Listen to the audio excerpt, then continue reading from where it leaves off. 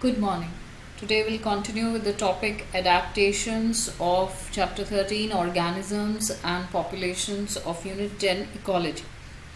Now, adaptations. While considering the various alternatives available to organisms for coping with extremes in their environment, we have seen that some are able to respond through certain physiological adjustments while others do so behaviorally, migrating temporarily to a less stressful habitat. So these responsibles are these responses, they are actually their adaptation. So we can say that adaptation is an attribute of the organism, can be morphological, physiological, behavioral, that enables the organism to survive and reproduce in its habitat.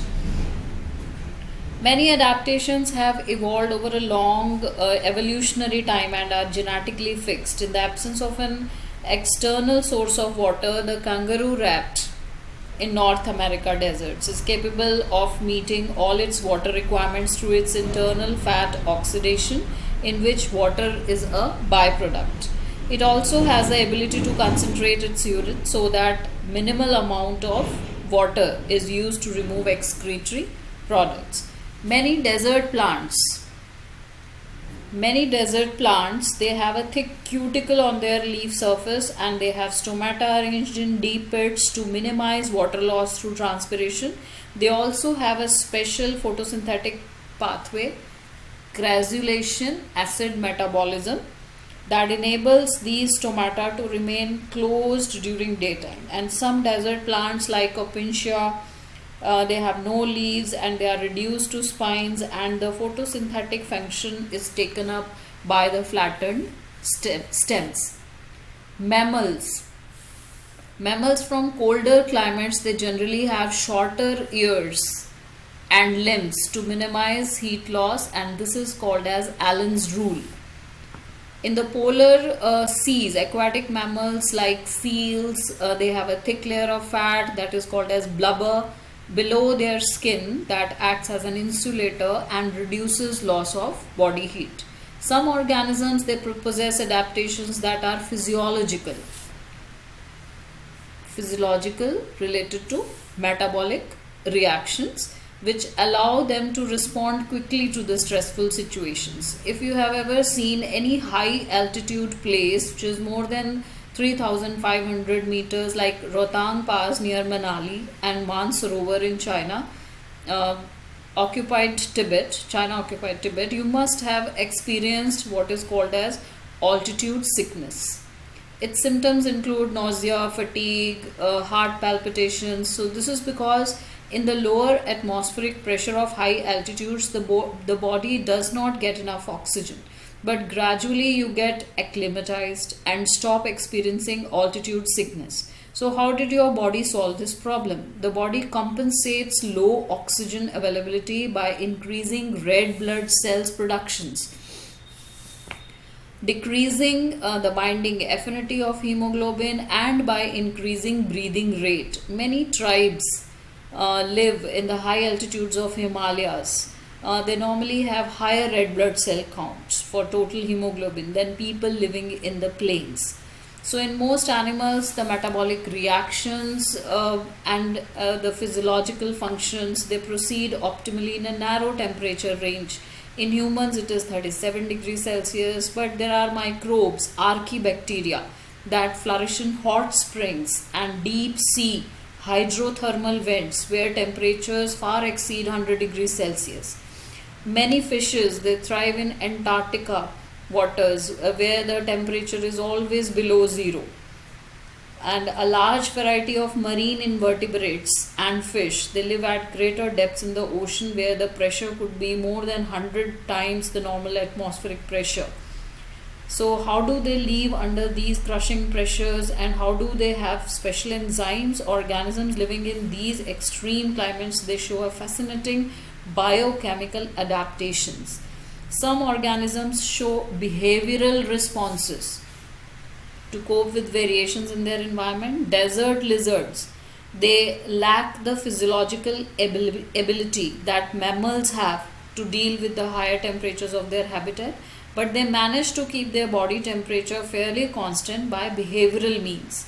They bask in the sun and absorb heat when their body temperature drops below the comfort zone, but move into shade when the ambient temperature starts increasing. So some species are capable of burrowing into the soil to hide and escape from the above ground heat. So this is how different organisms, they adapt to different environmental conditions. So adaptation enables the organisms to adjust to their environments in order to ensure their survival. Our next topic is related to populations. We rarely find, as we in nature, we find single individuals rarely of any species. Majority of them, they live in groups, in well organized geographical areas. They share or compete for similar resources. They interbreed and thus constitute a population. So the term interbreeding implied sexual reproduction. A group of individuals resulting from even asexual reproduction is also generally considered a population for the purpose of ecological studies. So all the cormorants in the wetlands, rats in the abandoned dwelling, teak wood trees in the forest, bacteria in the culture plate, lotus plants in the ponds, they are some examples of populations. So in previous chapters we have learned that an individual organism is the one that has to cope with the changed environment. It is at the population level that natural selection operates to evolve the desired traits. So population ecology is therefore an important area of ecology because it links ecology to population genetics and evolution.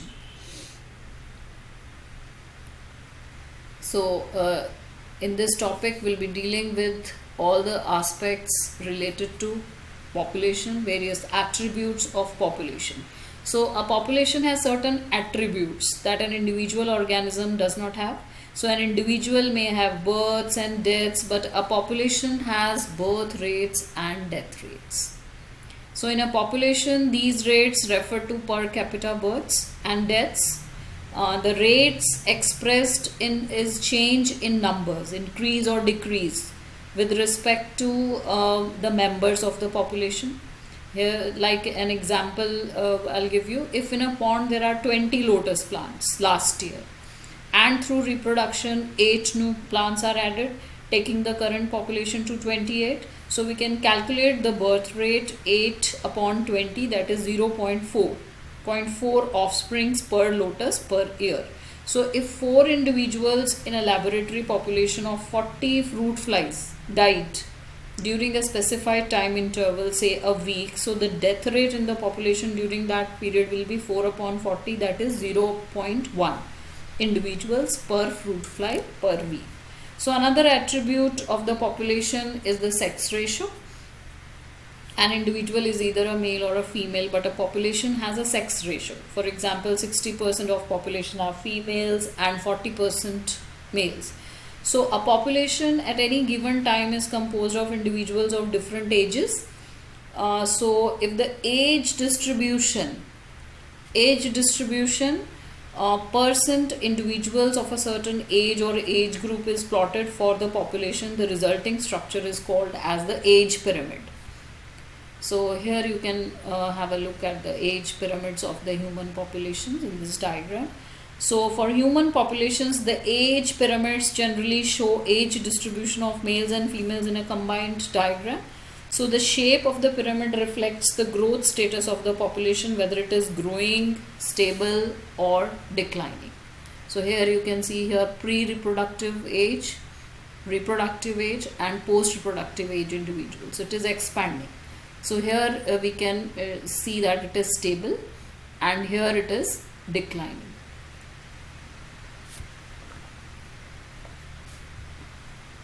So the size of the population tells us a lot about the status in the habitat. Whatever ecological processes we wish to investigate in a population, it is the outcome of the competition with the another species. So the impact of the impact of the predator or the effect of a pesticide application, we always evaluate them in terms of the change in the population size.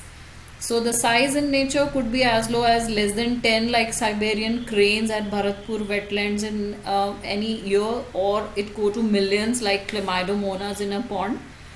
So population size, more technically called population density, which is designated as N, capital N, need not necessarily be measured in numbers only.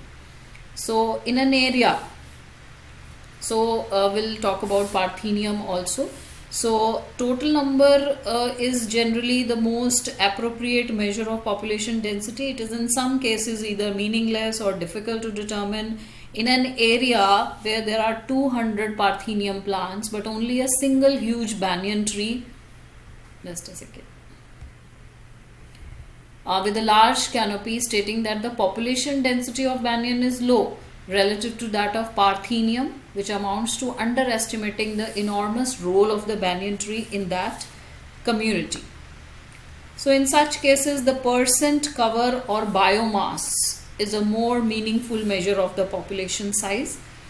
Total number is again not an easily adoptable measure of the population in huge, and counting is impossible or even time consuming. If you have a dense laboratory culture of bacteria in a petri dish, what is the best measure to report its density? Sometimes for certain ecological investigations, there is no need to know the absolute population densities. Relative densities serve the purpose equally well. For instance, the number of fish caught per trap is a good enough measure of the total population density in the lake. We are mostly obliged to estimate population sizes indirectly without actually counting them or seeing them. So the tiger census in our national parks and tiger reserves is often based on the pug marks or the fecal pellets which are received. Okay, thank you for today.